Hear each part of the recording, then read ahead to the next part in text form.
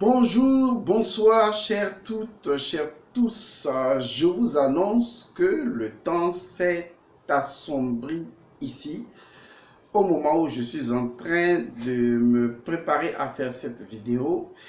Le temps s'annonce très pluvieux. Eh bien, ça ne nous dérange pas. Nous avons envie de partager avec vous la troisième loi fondamentale du monde invisible pour résoudre les problèmes de la vie quotidienne.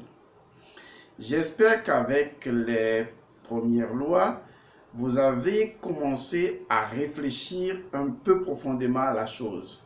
Surtout lorsque l'on suit la deuxième loi et qu'on l'applique à tout existant dans l'existence, on se rend compte que effectivement, les choses peuvent commencer à changer si nous changeons notre perception des choses. Et cette perception s'inscrit dans une dynamique principielle qui dit clairement que le monde intérieur est le monde extérieur, mais par contre, le monde extérieur est une partie, toujours une partie du monde intérieur. Et si donc on applique cette loi, ce principe à tous les événements et événementiels de la vie, de l'existence, on se rend compte que on prend ainsi spontanément le chemin de l'intériorité parce que on est contraint de transcender. Vous voyez, c'est très important. On est contraint de s'élever et de transcender. Et chaque situation qui arrive interpelle une autre dimension de perception et par conséquent change notre perception et surtout nous plonge dans l'intériorité de l'événement et naturellement dans sa transcendance. Et c'est ce qui est intéressant en tant qu'exercice à faire. Et donc on ne va plus percevoir les problèmes comme étant des problèmes, mais on va les percevoir comme étant des signaux indicateurs sur le cadran de notre moto ou de notre voiture et qu'ensuite nous allons transcender cette partie du monde intérieur pour aller dans la totalité du monde intérieur. Et ça, c'est important. On peut également penser la chose en termes d'énergie. Vous voyez, en termes d'énergie. Si nous partons du principe que le monde intérieur est une énergie à 100%, il va sans dire que le monde extérieur, comme le dit le principe, est une partie du monde intérieur, toujours une partie du monde intérieur. Il va sans dire alors qu'en termes d'énergie, l'apport en termes de force, de pouvoir et de puissance de l'énergie qui s'exerce aujourd'hui à travers une situation, mathématiquement parlant, est toujours inférieur, largement inférieur, vous voyez, à la quantité d'énergie primordiale qui réside dans le monde invisible. Déjà, c'est très intéressant lorsque nous avons en face de nous une situation et que, de façon conscientielle, on se dit « Waouh, cette situation, aussi puissante soit-elle, n'est qu'une quantité d'énergie, 1% d'énergie peut-être. Vous voyez, tant que je ne lui ai pas encore accordé plus d'énergie. Et donc, ce n'est que 1% d'énergie de la totalité de l'énergie de son monde intérieur. Étant donné que son monde intérieur, eh bien, nous verrons ce que ce monde intérieur est. Parce qu'il faut définir, circonscrire ou indiquer la nature de ce monde intérieur. On ne l'a pas encore fait. On le fera certainement dans le principe qui va suivre. Mais ce qui est intéressant, c'est d'abord l'apport en énergie, où on se rend compte que la quantité d'énergie qui est modulée au niveau du monde extérieur est inférieure à la quantité d'énergie au niveau du monde intérieur et que, quelle que soit la quantité d'énergie qui est mise en mouvement dans une situation, elle est toujours mathématiquement inférieure à la totalité de la quantité d'énergie dont la chose elle-même dispose. Maintenant, il faudra voir la nature de cette énergie et la nature de l'énergie que constitue la partie que nous appelons en fait le problème ou la situation en fait. Alors, vous voyez qu'on peut emmener la situation n'importe où. On peut également l'amener au niveau de l'homme physique, dans son corpus biologique. On peut dire que tout ce qui est à l'intérieur de notre corps humain, à savoir le cerveau, les nerfs et tout ça, je ne suis pas biologiste, mais je sais que vous imaginez par rapport à tout ce que nous savons du corps humain, le cœur, les poumons, les intestins, le foie et tout ça, eh bien, ça veut dire que ce monde intérieur du corps physique est toujours, vous voyez, à 100%, mais que le monde extérieur, appelons cela peut-être tout ce qui se développe à l'extérieur, y compris la peau, ne constitue en fait qu'une partie du monde intérieur. Et ça peut s'appliquer à tous les événements de notre existence. Et donc, appliquer ce principe partout où vous êtes vous permettra de savoir quelle est la quantité d'énergie potentiellement disponible, vous voyez, et la quantité d'énergie qui est utilisée, sachant que la quantité d'énergie utilisée, problématiquement parlant, non seulement est inférieure à la quantité d'énergie disponible de façon basale, mais que en réalité, eh bien, cette quantité d'énergie problématique ou situationnelle ne peut pas dominer la quantité d'énergie fondamentale, à moins que nous donnons à cette quantité d'énergie situationnelle plus d'attention qu'il n'en faut. En ce moment, nous produisons la contre-loi qui est donc que nous ramenons le monde extérieur qui soit le tout, vous voyez, et que le monde intérieur soit une partie, ce qui serait une aberration, puisque le monde extérieur lui-même, y compris le corps physique extérieur, se développe à partir du monde intérieur. Le monde intérieur, c'est de là que les choses se développent. On verra cela dans un autre principe. Donc, si tout cela est compris jusque-là, nous allons donc voir la prochaine étape, c'est-à-dire la prochaine loi. Mais toujours est-il que, comme nous sommes toujours dans la semaine de promotion, j'aimerais vous rappeler par rapport au livre, un instant.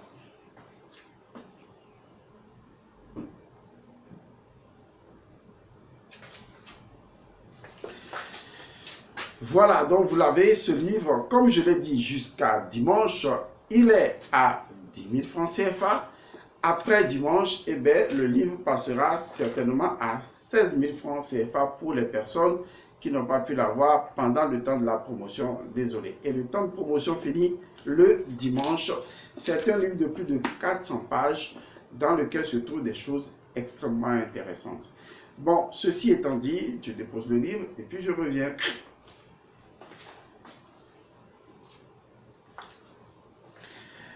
Alors, que nous dit la troisième loi? La troisième loi nous dit que, et je cite, le monde intérieur est intemporellement disponible. Je dis bien, le monde intérieur est intemporellement disponible. D'accord? C'est très important. En fait, c'est le principe qu'on pourrait appeler la loi de la victoire sur le temps et la séparativité. Il faut bien le comprendre. Cette loi, c'est celle de la victoire absolue. Il faut le préciser, hein, c'est celle de la victoire absolue sur le temps et la séparativité. Il va sans dire alors que s'il y a séparation, c'est justement parce qu'il y a le temps. Parce que c'est le temps qui vient préciser les différents rythmes vibratoires et leur donner une durée. Et donc le temps, c'est la durée d'un courant d'énergie. Et en admettant le temps, nous admettons le passage, c'est-à-dire la durée. Nous refusons l'instantanéité, l'absoluité et nous rentrons dans la relativité. Et dans la relativité, les choses sont très complexes et diversifiées. Donc, si nous revenons à notre sujet, un rappel donc de ce principe numéro 3, qui dit simplement que le monde intérieur est intemporellement disponible. Qu'est-ce que ça veut dire concrètement? Vous savez qu'on a déjà parlé du monde intérieur. même si on va revenir encore sur la nature de ce monde intérieur. Mais quand on dit intemporellement qu'une chose est intemporelle, c'est que la chose, justement, est au-delà du temps. Et donc, si c'est au-delà du temps, cela veut dire qu'en réalité, c'est au-delà de l'espace. C'est une façon de parler. Parce que tout est dans l'espace infini, mais c'est une façon de parler lorsqu'on dit que c'est au-delà de l'espace. C'est une façon de dire simplement que si la chose n'est pas freinée par le temps, cela veut dire que la chose est forcément omniprésente. Et donc, le temps n'a plus d'emprise sur son omniprésence.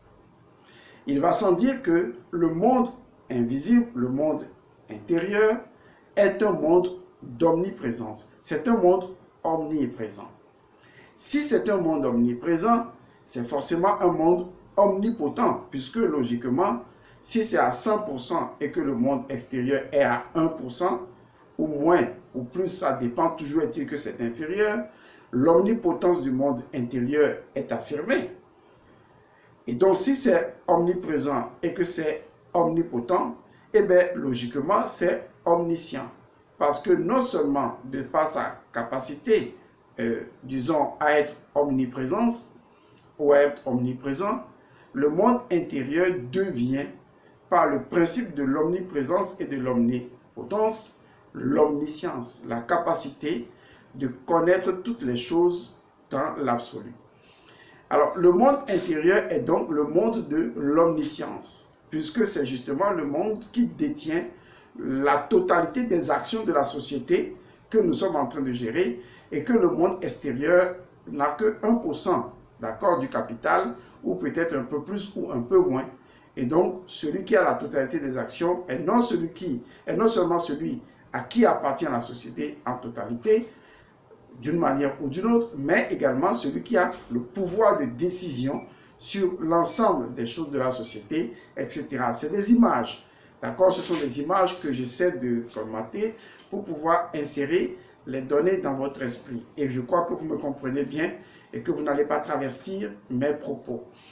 Alors, si on s'en tient à ce que nous sommes en train de dire, à savoir que le monde intérieur est intemporellement disponible, cela veut dire que le temps et donc la durée, on va le dire comme ça, la durée n'a pas d'emprise sur le monde invisible, ou le monde intérieur, d'accord? Restons dans le monde intérieur.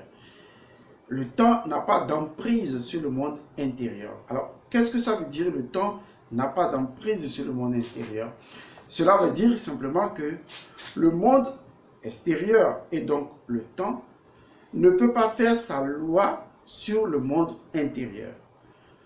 Et donc, si le monde du temps est la durée, et donc que cette durée peut empêcher ou d'une certaine manière ralentir le monde intérieur, et que vous puissiez même le penser, c'est totalement absurde. Donc, il est absurde de penser que le monde de la durée et donc du temps peut agir, empêcher ou ralentir, d'accord, les actions ou les énergies du monde intemporel. Beaucoup de personnes font cette erreur. Pourtant, le principe est clair. Le monde intérieur est intemporellement disponible. Ça veut dire que, quel que soit le temps, que le temps soit présent ou absent, et surtout, quand le temps est présent, le monde intérieur passe sans tenir compte de la présence du temps. En fait, je vais le dire autrement, on va prendre deux points de vue. Il y a le premier point de vue qui est le point de vue de l'intemporel vers le temporel, et il y a le point de vue du temporel vers l'intemporel. Généralement, toutes les personnes qui sont dans le piège du temporel ne vivent que les choses en les espérant temporellement. À savoir, il y a un temps pour ceci, il y a un temps pour ça. Ou à savoir, Dieu choisit son temps. Ou le temps de ceci n'est pas encore arrivé. Ou je travaille dur pour que le temps de la chose puisse arriver. Parce que, de par sa position, il a une perception. Or, sa position est qu'il est noyé dans le temps. Il ne peut pas agir en dehors du temps selon ce qu'il croit. Et donc, il raisonne en tenant compte du temps et en se servant du temps comme fondement même de sa propre réflexion. Ce qui crée la limitation. La limitation qui l'empêche justement d'obtenir ce qu'il veut, puisqu'il assujettit ce qu'il veut au temps, alors que le temps est capricieux. Et pire, le temps n'est pas le même pour tout le monde. Et le temps change continuellement dans sa propre perception du temps. Et donc, quand le temps va changer continuellement dans sa propre perception du temps, vous voyez donc que ce que lui-même met dans la durée d'obtenir de Dieu ce qu'il a demandé, c'est quasiment aléatoirement que cela peut se produire. Je vous ai fait un peu le bric-à-brac pour que vous voyez que le temps, quel que soit le temps que vous allez prendre, prenons par exemple le temps de, j'ai demandé quelque chose à Dieu et que je veux que le lundi prochain, Dieu puisse me le donner. Je suis absolument sûr que le lundi prochain veut dire le lundi prochain. C'est ce que ça veut dire. Mais quand vous prenez quelqu'un qui est en prison ou quelqu'un qui attend dans un endroit où les situations lui pèsent sur le cœur, et bien pour cette personne-là, le temps paraît long. Et lorsque 5 minutes passent, la personne dit, mais on est là depuis 1 heure, non? On lui dit, mais non, on est là il y a à peine 5 minutes. Il dit, ah bon? Parce que c'est comme s'il prend une charge sur la tête, ça lui pèse, et pour lui, le temps est trop lent. Alors, quand vous prenez 2 personnes qui sont très amoureuses et qui veulent juste voler un peu de temps pour pouvoir passer du temps ensemble cachés des parents, quelque temps après, les 2 se disent, mais le temps est déjà passé et pourtant, les 2 ont fait pratiquement plus d'1 heure ou de 2 heures du temps. Est-ce que vous voyez? Donc, lorsqu'on est amoureux, le temps n'existe pas, on ne voit pas le temps passer, mais lorsque les choses vont mal, eh bien, on a l'insomnie du temps. Et donc, quand on dort, qu'est-ce qu'on fait? Le temps ne passe pas vite ou quoi? Pourquoi le jour ne se lève pas vite? Tout dépend de ce que l'on vit en ce moment. Et donc, le temps, lui, en réalité, il dépend même des humeurs, en fait. Donc, lui-même, il n'est pas réel. Donc, on ne peut pas compter sur le temps en fixant un temps à quelque chose et espérer que, en disant, bien comme j'ai dit à Dieu le lundi prochain, eh bien, cela va se produire le lundi prochain. Parce que ma propre perception du temps étant irréelle et étant tout simplement aléatoire et peut changer selon ce que je ressens, eh bien, le temps du lundi lui-même n'est pas un temps vraiment assuré. Maintenant, il faut également aller demander à Dieu quelle est sa conception du temps et vous verrez que, en fait, vous n'avez pas la même conception du temps et par conséquent, il est difficile de se baser sur le temps pour demander quelque chose temporellement à Dieu et cela pourrait ne jamais arriver. Je vous ai fait cela en résumé, mais je crois que vous êtes plus intelligent pour comprendre ce que je dis. Autrement, vous faites une pause, vous reculez encore et encore, vous écoutez plusieurs fois et ça finira par rentrer. Maintenant, ça c'était le point de vue lorsqu'on est prisonnier du temps et qu'on veut tenter d'accéder au monde intemporel. Maintenant, prenons l'autre point de vue. Nous sommes dans le monde intemporel. Vous imaginez que lorsqu'on est dans l'intemporel, franchement, tout comme quand on est dans le temporel, on ne voit quasiment pas l'intemporel. Vous voyez, quand on est dans le temporel, mais on dit l'intemporel, on ne conçoit même pas. Mais imaginez maintenant, on dit que vous êtes l'intemporel, vous êtes dans l'intemporel. Même chose, le temporel, vous ne savez même pas ce que c'est. Or, l'intemporel veut dire tout simplement que les choses se produisent immédiatement. Les choses sont en train de se produire ici et maintenant. Tout ce que vous avez demandé, tout ce que vous demandez, tout ce que vous demanderez. Vous voyez, c'est très profond ça. J'ai fait donc une émission ou 3 émissions sur l'art de demander. Vous pouvez vous référer à ça. Ça veut dire que tout ce que j'avais demandé, tout ce que je demande, tout ce que je pourrais imaginer demander, même que je n'ai pas encore demandé, tout cela, en ce moment même, est en train de se produire. En ce moment même, est en train de se dérouler. En ce moment même, la chose est déjà. Et donc, si je comprends bien, lorsque je demande quelque chose entre griffes à Dieu et que je l'obtiens 10 ans après, ce n'est pas Dieu qui a signé les 10 ans. En fait, les 10 ans, c'est la période au cours de laquelle j'ai pu être prêt pour comprendre que la chose m'était déjà donnée. Donc, c'est moi qui a dû mettre du temps pour ajuster, vous voyez, mon énergie. J'ai ralenti la vibration de mon énergie et donc ça a pris de la durée. Et donc j'ai mis du temps pour pouvoir accéder à cette énergie et finalement je vois que ce que j'avais demandé à Dieu, on me l'a donné. Et je me dis, oui, c'est 10 ans après que Dieu me l'a donné. C'est faux. En fait, il me l'a donné instantanément. Même si je ne le demande pas, il me l'a déjà donné. Et quand je le demande, il me l'a déjà donné avant que je ne le demande. Parce que j'y ai pensé. Et avant que je n'y ai pensé, l'intention, il a déjà réalisé. Et avant que l'intention n'arrive, l'intuition, il a déjà réalisé. En fait, l'intuition, c'est le champ de toutes les possibilités de réalisation de toutes les choses qui me sont données ici et maintenant. Et donc, tout est déjà accompli en fait. Alors, à partir du moment où j'accède à cet état de conscience des choses, je me dis, waouh, ça veut dire qu'en réalité, la seule personne qui crée le temps, selon sa perception du temps, et qui ne reçoit pas les choses selon le temps que lui-même, il s'est fixé et dans lequel il est piégé, eh bien, c'est moi ou bien c'est vous. Sinon, en réalité, de façon intemporelle, tout ce qu'on a pu demander, tout ce que nous demandons, tout ce que nous demanderons, tout cela est déjà ici et maintenant. Vous allez me demander, mais comment Dieu sait que c'est ce que j'allais demander et vous savez, il est omniscient. L'omniscience lui permet d'envisager déjà toutes les possibilités.